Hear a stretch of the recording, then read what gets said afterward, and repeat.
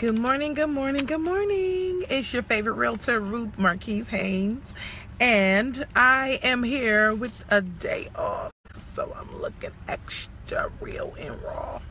You know what I'm saying? That's all right, girl. That's all right. So I thought about it, and I was like, I gotta do a video because I was talking about saving money today, and I was just like, but let me go do that. So here we go. Good morning, good morning, good morning. Let me know how you doing. Comment below. Active. Let me see you. All right. So saving money formula, right? Even if you're living paycheck to paycheck. So I like to take something complex and break it all the way down. Now, there's nothing complex about losing weight. There's nothing complex about saving money. However, it seems like it's the hardest thing to do. Can I get an amen, right? Seems like the hardest thing to do, but I figured it out. Y'all. If you do this and you start with me and you roll with me, you will be saving money for a house in no time.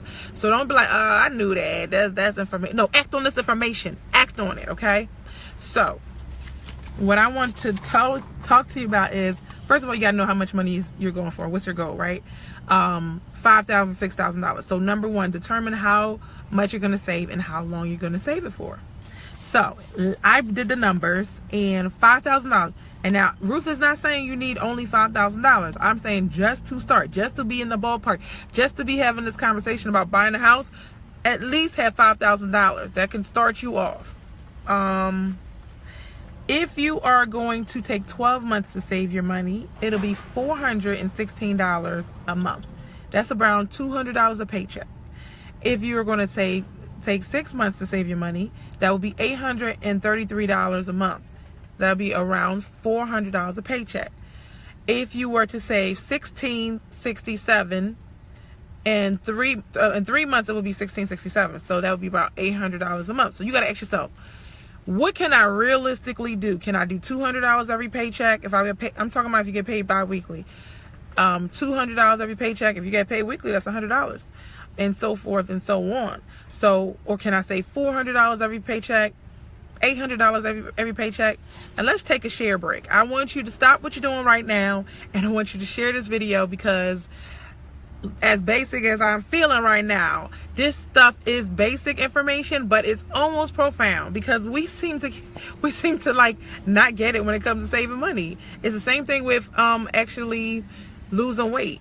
You need to eat less, and you need to eat more healthier, and you need to work out more. That's the only thing I'm saying, but I'm saying it as far as saving money.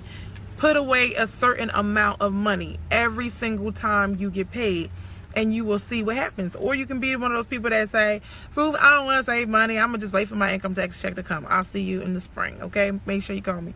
And by the way, I left the link up in the description. If you want to do a 5-minute consultation, you can. If you are looking to buy a house within the next 6 months, I highly recommend that you click that link and set up a time. I left my number. If you can't, call or text me, and we can set something up. All right, so just 5 minutes, and I just let you know, what we need to do. So you got to determine if you're going to do 200, 400, and 800. But this video is not really about that, right? Because I don't want to tell you to do a strategy, a tactic, without giving you the big picture. That's the big picture. The big picture is to save money every month. The big picture is to start to live a little bit lower than your means. The big picture, okay? But I really did this video because I bought bread and cheese, and let me see, ham. Sorry if you don't like pork. I bought some turkey too. Turkey. Take yourself to the I went to PJP's. If you're in Philly, take yourself to the big chains, like the big box places or the grocery store, and buy you some sandwiches so you can have some sandwiches. Do you know that you actually getting to work and you spending your money on food, that's where you spend a lot of your extra income? It's there. It's in your paycheck. Come on, the bill man can't get everything because you got to get to work and you got to eat. So if you can lower those expenses, then you'll be fine. The other day I made myself a nice sandwich and I was like, oh my gosh. Usually I will go and order from Lee's, if you know about Lee's, and I'll get me something for like $8, $12. You got to get the drink, you got to get the chips. Come on, it's experience, right? And don't let it be two people down. You got to buy two.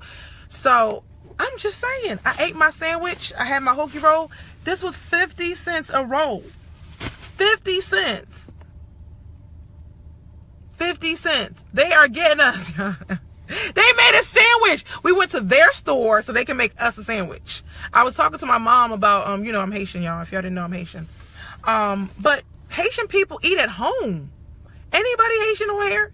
Haitian people eat at home. Now, new generation like myself, we eat out a lot. Like, think about it. You get some Wawa breakfast and a coffee.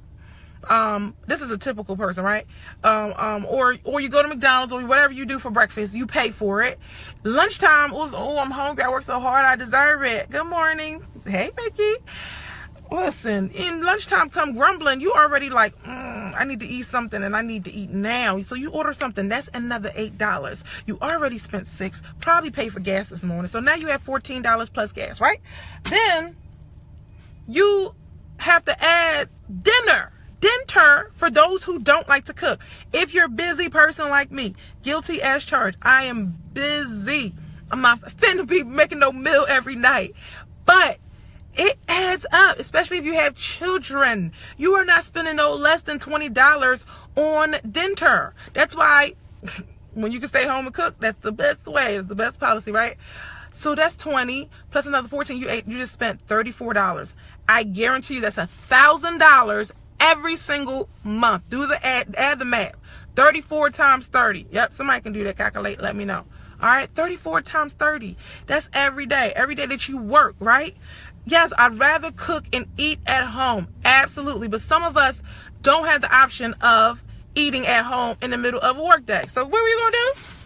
Sandwich ministry, right? Oh my gosh, these things are amazing. Now, I'm not talking about regular sandwiches. I'm not talking about just get you, because you know you got to get the Stromans and the good bread and the good Hellman's mayonnaise and everything like that. I'm talking about if you like your, you know, rolls and like make it good, make it tasty. I saw dressings. Listen, it sounds like it's stupid, right? It sounds like it's so small. Like, why am I wasting my time listening about sandwiches? But this small habit, I'm telling you. What's that book called? The Compound Effect. This small habit. Now, don't just say, well, just save that money and then spend it on something else. That's not why I'm saying it.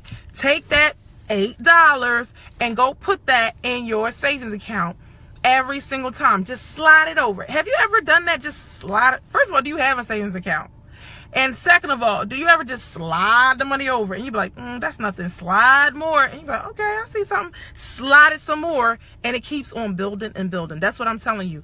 Don't waste your money on food. Slide that over into your savings account and get you a sandwich, whatever you like to eat. If you notice healthy people eat at home, they make their meals and they bring it. It's like, oh my gosh, it's not cool to bring a lunch bag and all that. I don't care. It's not going to be cool to be written somewhere for the rest of your life. Your car is upgraded, everything's upgraded, you looking fly as ever, but you don't own your home. That's not cute. That's not cute. If you can do something about it. Now, if you can't do nothing about it, I'm sorry. But if you can do something about it, which is save your money, because when you didn't have a job, did you order out every day? Did you live? Yes, you did, because if you didn't live, you wouldn't be listening to this video. All right, so sandwich ministry. Number 3, protect your money. Okay, protect your money. Now, I know you start getting a little $100, $200, $2,000, $3,000, $4,000 in the account. The biggest issue that I have with buyers is that we have the money and then we spend it. It's always an emergency. It's always something. But let me tell you something. There was a time you didn't have the money and you would not. What would you do? What would you do, right? You didn't have the money. You are not a bank to yourself. I like savings because you are a bank to yourself. You have to ask no one. Can I borrow $5? Can I borrow $100? Can I borrow $500? I give it right back. I promise. You could do it yourself. You slide that money back over. All that money you've been sliding over, you can slide it back when it becomes bigger. But if you don't save, if you don't Deny your, you know what? I'm gonna go deep, y'all. Denying yourself is, it's not fun, but it's addictive. Denying yourself this, denying yourself that, denying yourself. If anybody ever fasted, you know what I'm talking about. You just be like, oh no, I'm gonna die the first 3 days. You be like, oh my gosh, if I don't have what I want. And then after a while, you're like, oh shoot. Like, cause if I would just eat a little piece of bread, I wouldn't be hungry anymore. I don't need Red Lobsters for lunch. I mean, just saying, right? So if you deny yourself this now, in the long run, you will have much more. What the thing that you're asking for requires a sacrifice. The goal that you're going for, maybe it's not buying a house, maybe it's buying a car, maybe it's going to school. Whatever it is, your goal is, you have to invest in it. And maybe some people have to pay for school. That's not easy. But you got to save your money. If you can't save your money, then it's going to be frustrating. So protect your money, and this is how you do it. I ain't got it. Anybody, look, don't tell nobody you have savings. Girl, I just saved me $30 and I just put it right in my savings. Shh. Because anybody that knows that you have any money, okay, look at your friends, look at your family, and see who gets asked money all the time. People that you know they got a good job, you know they got extra money in their account, and you just go to them. The broke person never gets asked a thing. That's how you save your money. You was broke before, right? You don't have no money. Yeah, listen, I don't have it. You know why? Because when I needed $500, you could not give it to me. So in order for me, if you have children, be like, my kids need that money.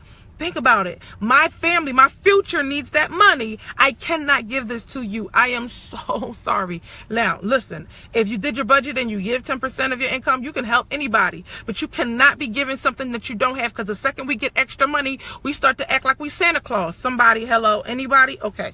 So I'm just saying that. Like, so forget about it.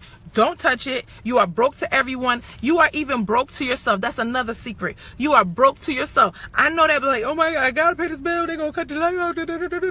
Pay your bills, people. Pay your bills. However, if there's something that you can adjust, if there's a payment plan you need to do, just in order for you to keep your money, I need you to act like there's nothing in that account. And your savings should never be in your checking account. First of all, somebody could just go, if you leave your card at the gas station or whatever, they can swipe all that money out. So please slide it over. I don't know why I didn't think about that before. Like, I was like, oh my gosh, they could have got me, but that's why there was no money that day.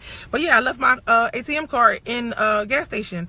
And that night, that person could have ran, and they tried to swipe. The bank actually called me and was like, did you buy something? And thank God, you know, they rejected it. Otherwise, I would have to pay, or, you know, I mean, I guess the bank would give it to you, but I wouldn't take that risk. I'm just saying. Yeah, so protect your money, separate, you know, your checking and your savings. You're broke to yourself, and ask yourself, this is the key. If I didn't have it, what would I do? If I didn't have it, what would you do, people that keep asking for money? Okay? I turn into a Jew whenever I'm saving up for something. Who said that? You got to save up, and you got to protect it. Act like it was not there. You have to literally forget you have money. I swear, we act two different ways. Am I wrong? Am I right? We act two different ways when you get paid and when you broke, right? So when we get paid, we got this. We want to go out. You know, somebody was talking about buying tables, and I was like, listen, like, seriously? People, let's be smart about our money so that we can make powerful moves. Thank you so much, and make sure you share this video, and don't forget our 5-minute consultation. If you're ready to buy a house in 6 months, if you know that income tax money is coming, holla at your girl. Talk to you later. Bye.